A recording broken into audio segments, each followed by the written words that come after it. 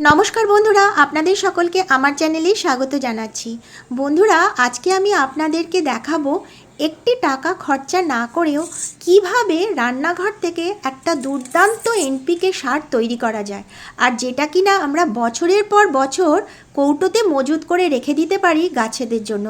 আর যেই সারটা আমরা সবজি গাছ কিংবা ফুল গাছ সমস্ত রকম গাছেই কিন্তু আমরা ব্যবহার করতে পারি।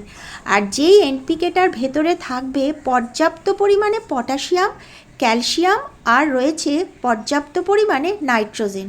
বন্ধুরা, এই যে পালং শাক গাছগুলো দেখতে পাচ্ছেন, এত সুন্দর কি করে হয়েছে বলুন তো? শুধুমাত্র কিচেন কম্পোজের ওপরে বসিয়েছি, আর এই কিচেন কম্পোজের মধ্যে ছিল সেই এনপিকেটা, যেখানে ছিল প্রচুর পরিমাণে পটাশিয়াম, নাইট্রোজেন আর ক্যালসিয়াম।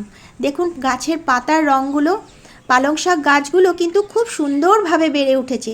এখানে কোনো রকম সার কিন্তু আমি ব্যবহার করিনি, শুধুমাত্র জল দিয়েছি। আর যে মাটিটার মধ্যে বসিয়েছি সেই মাটিতেই যা সার বা খাদ্যের গুণ ছিল সেটাই, কোনো রকম রাসায়নিক সার কিন্তু আমি ব্যবহার করিনি।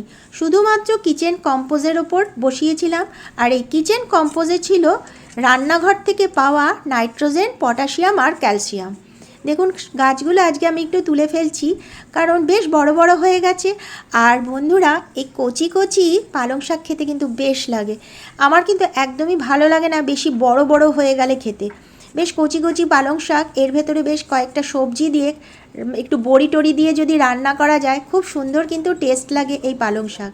আর এই শীতের সময় তো পালং শাকের টেস্ট তো দারুণ হয়। ইচ্ছে আছে আর একবার পালং শাকের বীজ আর একটা জায়গাতে ছড়াবো, কিন্তু জায়গা নেই, আমাকে জায়গা কিনে আনতে হবে। আর বীজও ভেজানো নেই। যদি বীজটা ভেজানো থাকতো পালং শাকের, তাহলে আজকেই এখানে ছড়িয়ে দিতে পারতাম। নোটের শাকের বীজটা আছে, আপাতত ওটাই ছড়াই, দেখা যাক। আর বেশি বড় জায়গাতে ছড়াবো না, অল্প অল্প জায়গাতে ছড়াবো, দেখতেও বেশ ভালো লাগে। আর আমাদের ছোট্ট ফ্যামিলিতে হয়ে যায় মোটামুটি। দেখুন এই শীতের মধ্যে আমি কিন্তু আরও 2-3 বার এইভাবে পালং শাক গামলার মধ্যে, ছোট ছোট গামলা ঝুড়ির মধ্যে করব, আর তুলে তুলে খাবো। দেখুন কতগুলো পালং শাক হয়ে গেছে। আর যে শিকড় থেকে দেখেছেন মাটিগুলো একদম ঝরে পড়েছে। কেন বলুন তো বন্ধুরা? কারণ মাটিটা একদম হালকা রয়েছে। দেখুন পাতাগুলো একদম সবুজ, কচি একদম পাতাগুলো। পর্যাপ্ত পরিমাণে এখানে রয়েছে নাইট্রোজেন। আজকে আমি আপনাদেরকে দেখাবো কি নাইট্রোজেন ব্যবহার আমরা করে থাকি বিনে পয়সায় রান্নাঘর থেকে। দেখুন কি সুন্দর হয়েছে, খুব সুন্দর লাগছে। আর এত আনন্দ লাগছে, এই প্রথম আমার ব্যালকনিতে পালং শাক হয়েছে। বন্ধুরা, ব্যালকনিতেও তাহলে পালং শাক করা যেতে পারে। শুধুমাত্র যে ছাদ বাগানেই পালং শাক হবে তা কিন্তু নয়, আমরা ব্যালকনিতেও পালং শাক যে কোনো কিছু কিন্তু ইচ্ছা করলেই করতে পারি। কি দারুণ হয়েছে বলুন। এরপরে আমি অল্প একটু নোটের শাকের বীজ হাতের মধ্যে নিয়ে নিলাম। আর মাটিটা তো বেশ ঝুরঝুরে রয়েছে, আপনারা দেখতেই পাচ্ছেন। মাটির মধ্যে রয়েছে পর্যাপ্ত পরিমাণে ডিমের খোলা, আলুর খোলা, পেঁয়াজের খোসা, সব কিছু দিয়েই কিন্তু এই মাটিটা তৈরি। মাটি বলতে গেলে খুবই কম রয়েছে। বীজগুলোকে চারিদিকে সুন্দর করে ছড়িয়ে দিলাম, যাতে এক জায়গাতে জড়োভাবে না হয়, চারিদিকেই যাতে ঠিকঠাকভাবে গাছটা বেরোয়, সেই জন্য সুন্দরভাবে চারিদিক থেকে ছড়িয়ে দিলাম বীজগুলো। দেখুন অল্প একটু আরেকটু বেশি নিয়ে ছড়িয়ে দিলাম, দেখা যাক। কিন্তু বেশি ঘন ঘন হয়ে গেলে কি গাছ কিন্তু ঠিক করে বেরোবে না। ওপর থেকে আমি একটু কোকোপিট দিয়ে দিচ্ছি, দেখুন, যাতে বীজটা একটু ঢাকা পড়ে যায়। বেশি ওপর থেকে কোকোপিট দেবো না, হালকা একটা কোকোপিটের আস্তরণ আমি দিয়ে দিচ্ছি। দেখা যাক, আশা করি 15 দিনের মধ্যেই গাছ কিন্তু একদম বড় হয়ে যাবে। দেখুন খুব সুন্দর হয়ে গেল লাগানো। এরপরে আমি আপনাদেরকে দেখাবো ঘরের তৈরি কিভাবে নাইট্রোজেন তৈরি করা যায়। দেখুন গাছটা লাগানো হয়ে গেল, কত পালং শাক হয়েছে দেখুন, অসাধারণ। আমার যে কি আনন্দ হচ্ছে বন্ধুরা, এই প্রথম আমার ব্যালকনিতে পালং শাক। আর ব্যালকনিতে পালং শাক ভাবাই যাচ্ছে না, দেখুন। আর তরতাজা পালং শাক, মানে যেটার মধ্যে কোনো রাসায়নিক সার নেই।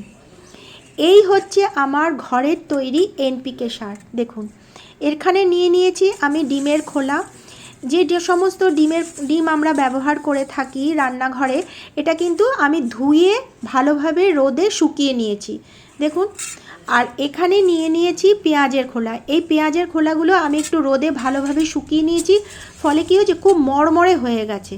আর এটা হচ্ছে ব্যবহার করা চা পাতা, এটাকে ভালোভাবে আমি ধুয়ে রোদে সুন্দর করে শুকিয়ে নিয়েছি, দেখুন একদমই ঝরঝরে হয়ে গেছে। এই পেঁয়াজের খোসা, ব্যবহার করা চা পাতাগুলো আর এই ডিমের খোসাগুলো ভালোভাবে ধুয়ে আমি কিন্তু অনেক দিন ধরে রোদে সুন্দর করে শুকিয়ে নিয়েছি। এইবার আমি একটা প্লাস্টিকের প্যাকেটের ভেতরে ডিমের খোসাগুলোকে নিয়ে নিলাম। আপনারা চাইলে এই ডিমের খোসাগুলো মিক্সারেও ভালোভাবে গুঁড়ো করে নিতে পারেন। আমি আর এবার মিক্সারে করলাম না, এর আগের বার আমি মিক্সারেই করেছিলাম, কিন্তু এইবার আমি প্লাস্টিকের প্যাকেটের ভেতরেই গুঁড়ো করে দেখি কেমন হচ্ছে। তো কিছুদিন আগে আমি আরও ডিমের খোসা শুকিয়ে একটা প্লাস্টিকের প্যাকেটে রেখে দিয়েছিলাম একসাথে একটা সুন্দর এনপিকে তৈরি করব বলে। দেখুন, এটাকে মুখটাকে একটু আটকে দিলাম। এরপরে কি করব, একটা বাটি নিয়ে নিয়েছি, যতটা পারলাম হাত দিয়ে ভেঙে নিলাম।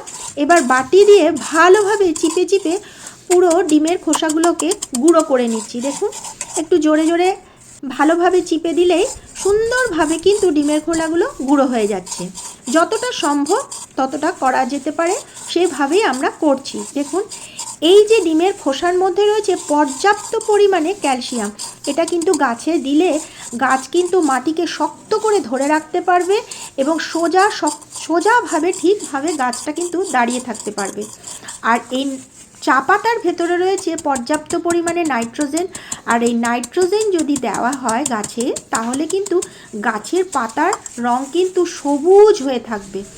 আর পেঁয়াজের খোসার মধ্যে রয়েছে পর্যাপ্ত পরিমাণে পটাশিয়াম, গাছের ফুল ফল ঝরে যাওয়ার কোনো প্রবলেম হবে না, বরং ফুল ফল আরও বেশি আসবে আর ফুলের মাত্রা, ফলের মাত্রাও বাড়বে। দেখুন, সুন্দর ঝুরঝুরে হয়ে গেছে এবং ভালোভাবে গুঁড়িয়ে গেছে। এটা চাইলে আপনারা মিক্সারেও করে নিতে পারেন, আগেই বলে দিলাম, আমি আর এবার করলাম না। এরপরে আমি চা পাতাটাকে এর মধ্যে মিশিয়ে নিচ্ছি। আমি যখন এর আগের বার তৈরি করেছিলাম তখন কিন্তু মিক্সারে আমি ডিমের খোসা আর পেঁয়াজের খোসাটাকে একসাথে ভালোভাবে মিক্সারে গুঁড়িয়ে নিয়েছিলাম।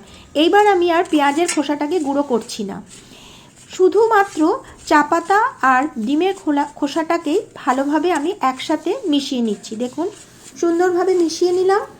এইবার একটা কৌটো নিয়ে এই দুটোকে একসাথে আমি রেখে দিচ্ছি। আর পেঁয়াজের খোসাটাকে আমি আলাদা রেখে দেবো। সেটাকে কখনো আমি জলের মধ্যে ভিজিয়ে রেখে সেই জলটাকেও ব্যবহার করতে পারি, আবার এটাকে শুধু ডাইরেক্ট মাটির মধ্যে দিয়েও আমি এটা পটাশিয়াম হিসাবে ব্যবহার করতে পারি। দেখুন, এই যে কৌটোটার ভেতরে রেখে দিলাম, এটা কিন্তু আমরা 2 বছর 3 বছরও রেখে দিতে পারি। আর গোড়াতে ঠিক হালকা করে মাটিটা কুড়িয়ে এটা দিয়ে 1 চামচ দিয়ে দেবো। গাছের আয়তন অনুযায়ী আমরা এটা ব্যবহার করব। এইভাবেই কিন্তু আমরা গাছেদের জন্য পেয়ে যাই দুর্দান্ত ভালো একটি বিনা পয়সার সার, আর যেটাতে রয়েছে পর্যাপ্ত পরিমাণে পটাশিয়াম, নাইট্রোজেন আর ক্যালসিয়াম, আর যেটা ব্যবহার করলে গাছেদের চেহারা কিন্তু খুব দ্রুত বৃদ্ধি পাবে। আর ফল ফুল তো ঝরে পড়বেই না, বরং ফল ফুল আরও বেশি পরিমাণে আসবে। তো বন্ধুরা, ভালো লাগলে অবশ্যই একটি লাইক, সাবস্ক্রাইব ও শেয়ার করে দেবেন। পরের ভিডিওতে আবার দেখা হবে। অনেক অনেক ধন্যবাদ।